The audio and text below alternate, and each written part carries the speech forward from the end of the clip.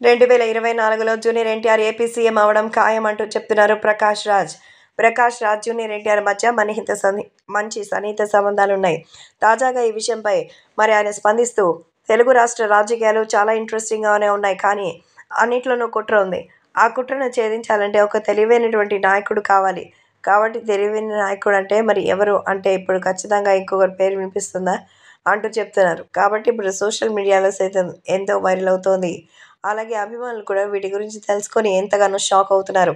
ఎందుకంటే ప్రకాష్ రాజ్ ఒక సీనియర్ నటుడు. ఆయన తమిళనాడులో ఒక కొత్త రాజకీయ పార్టీ పెట్టి అక్కడ వాళ్ళతో పోరాటం చేశారు. కానీ ఇప్పుడు ఫిల్మ్ అసోసియేషన్‌కి సంబంధించి ప్రెసిడెంట్‌గా అయితే పోటీ చేయబోయారు. కాకపోతే ఆయన పోటీ చేయడానికి వీల్లేదని చాలామంది చెప్పారు. అయితే ఈ నేపథ్యంలో ప్రకాష్ రాజ్‌కి సంబంధించి ఏపీ పాలిటిక్స్‌లో కీలక నిర్ణయాలు తీసుకున్నారని టీడీపీలోకి జాయిన్ కాబోతున్నట్టు కూడా తెలుస్తోంది.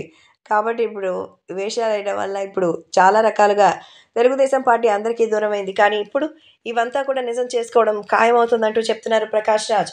నాకు తెలిసిన అనలైజేషన్ ప్రకారం ఎన్టీఆర్ చాలా అద్భుతమైనటువంటి పర్సన్. వెళ్లి ఎంతో షార్ప్ అయిన పని చేసుకొనొచ్చారు. ఆ విషయం ద్వారా ఖచ్చితంగా ఇప్పుడు తినగలుగుతారు అంటూ చెప్తున్నారు. కాబట్టి ఏది ఏమైనా అభిమానులు కూడా దీని గురించి తెలుసుకొని ఎంతగానో షాక్ అవుతున్నారు. అంతేకాకుండా ప్రకాష్ రాజ్ 2024లో ఎన్టీఆర్ సీఎం అవుతున్నారు అంటే ఆయన వెనుక ప్రకాష్ రాజ్ ఉంటారనేది అర్థమవుతోంది.